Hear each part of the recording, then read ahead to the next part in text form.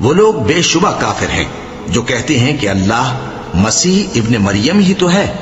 حالانکہ مسیح یہود سے یہ کہا کرتے تھے کہ اے بنی اسرائیل، اللہ ہی کی عبادت کرو جو میرا بھی پروردگار ہے اور تمہارا بھی، اور جان رکھو کہ جو شخص اللہ کے ساتھ شرک کرے گا اللہ اس پر بہشت کو حرام کر دے گا اور اس کا ٹھکانہ دوزخ ہے، اور ظالموں کا کوئی مددگار نہیں ہوگا۔ وہ لوگ بھی کافر ہیں جو اس بات کے قائل ہیں کہ اللہ تین میں کا تیسرا ہے، حالانکہ اس معبود یکتا کے سوا کوئی عبادت کے لائق نہیں۔ اگر یہ لوگ ایسے اقوال و عقائد سے باز نہیں آئیں گے